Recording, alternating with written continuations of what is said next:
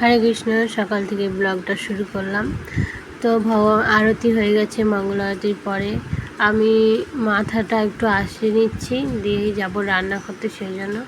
তো সকাল সকাল না আঁচড়ালে আঁচড়ানো হয় না। দেখো কত চুল উঠছে, তো মাথাতে খুব আঁচড়ালে গাদা গাদা চুল উঠছে।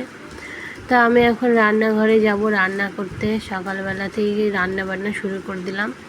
এটা হচ্ছে থোর বাটা, আর এটা হচ্ছে পেঁপে, আলু, আর এখানে আছে ধনে পাতা। তো ধনে পাতাটা করবো চাটনি, সেজন্য ধনে পাতাগুলো ছোটো ছোটো করে কুচিয়ে নেব। তো এদিকে আলু বানিয়ে নিচ্ছি পেঁপের তরকারিতে দেবো বলে। তো প্রথমে সব সবজিগুলো বানিয়ে নিচ্ছি। এই যে সব পেঁপে বানিয়ে রেখেছি, আলু বানিয়ে নিচ্ছি। এই যে ছোটো ছোটো করে বানিয়ে নিচ্ছি। আলু দিয়ে পেঁপে দিয়ে পোস্ত হবে, আর ধনে পাতা দিয়ে চাটনি হবে। তো ধনে পাতার চাটনিটা খুব স্বাদ হয়েছিল আজকে খেতে। ধনে পাতাগুলো চাটনি করার আগে যে মিক্সিতে দেওয়ার সময় একটু ছোটো ছোটো করে বানিয়ে নিলাম, নাহলে ভালো মিক্স হয় না। আর একটু সাদা তিল ভেজে দিয়েছিলাম, আর কটা কাঁচা লঙ্কা দিয়ে এরকম পেস্ট হয়েছে।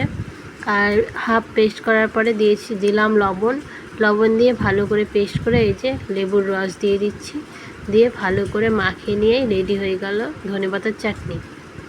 এইদিকে আছে পেঁপে আর আলু সিটি মেরে নিয়েছি। এদিকে কড়াইয়ে তেল দিলাম, দেওয়ার পরে একটা শুকনো লঙ্কা আর কালো জিরে ফোড়ন দিয়ে দিলাম বেগুন আর আমাদের গাছের সজনে লাজনের ফুল দিয়ে হবে ভাজা ভাজা বেগুন দিয়ে। তো এই যে খুব সুন্দর হয়েছিল এটাও।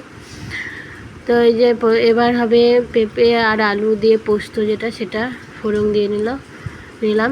এবার পোস্ত বাটাটা দিয়ে দেবো। তো খুব স্বাদ হয়েছিল, এটা খুব সুস্বাদু হয়েছিল খেতে।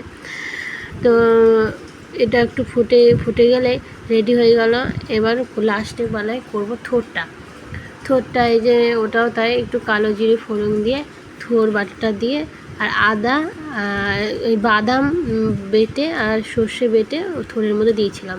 তো ভগবানকে সব দিয়ে ভোগ লাগিয়ে দিলাম, ভোগ দর্শন করো। তো প্রসাদ পেতে বসে গেছি আমি।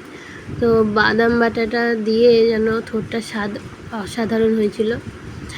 তো প্রথমে আমি থোর দিয়েই খাচ্ছিলাম। থোরটা খেয়ে নিয়েই এই যে খাবার দাবার শুরু হয়ে গেল। খাওয়া দাওয়া হয়ে যাওয়ার পরে বিছানাগুলো তুলে নিচ্ছি। যেহেতু সকাল সকাল রান্নাঘরে যাই, সেজন্য বিছানাগুলো তোলা হয় না, একদম ভোগ টোগ দিয়ে বিছানাগুলো তুলে নেব। তো বিছানাতে কত কি পড়ে আছে দেখো, ওডোমস, তারপরে মোবাইল দেখা, তারপরে হেডফোন, সব কিছুই থাকে বিছানার উপরে পড়ে। বিছানা তুলতে গিয়ে আমি ভালো করে গুছিয়ে গাছিয়ে নিই, দিয়ে আবার ঠিকঠাক করে রাখি গুছিয়ে। এই যে কালকে রাত্রে মানে বিকেলের দিকে কাপড় কাচি, সেটা ভেজা থাকে বলে জানলাতেই মেলে দিই। সেগুলো সকাল হতে হতে আবার ভালোই শুকিয়ে যায়, সেগুলো এখন তুলে ভাঁজ করে নেব। তো এগুলো হচ্ছে আগের দিন বিকেলবেলায়, আমি প্রতিদিনই বিকেলবেলায় ঘর ঝাড় দিয়ে কাপড় কাচি। তো কাপড় কেচে এরকম মেলে দিই, শুকিয়ে যায় সারা রাতে। তো সব কিছু গুছিয়ে গাছিয়ে নিলাম। আর ভোরবেলায় ঘর ঝাড় দেওয়া মোছা করি বলে জানলাটাতে পাতা মাথা পড়েই থাকে। আসলে সজনের গাছ আছে জানলার ধারে দিয়ে, আর ভোরবেলায় জানলাটা ঝাড় দেওয়া হয় না, আমি বেলা হলে ঝাড় দিয়ে নিই। এটা হচ্ছে বিকেলবেলা ঝমঝম করে বৃষ্টি পড়ছে। আমার এক জায়গায় যাওয়ার ছিল অনুষ্ঠানে, তো রেডি সেডি হয়েও আমি যেতে পারিনি। তো বৃষ্টির চোটে বৃষ্টি তো কমলোই না, আর যাওয়াও হলো না, অনুষ্ঠান ছিল। তো এখন সন্ধ্যাবেলায় ঘরে আরতি করবো বলে তিলক পরে নিচ্ছি। তিলক পরে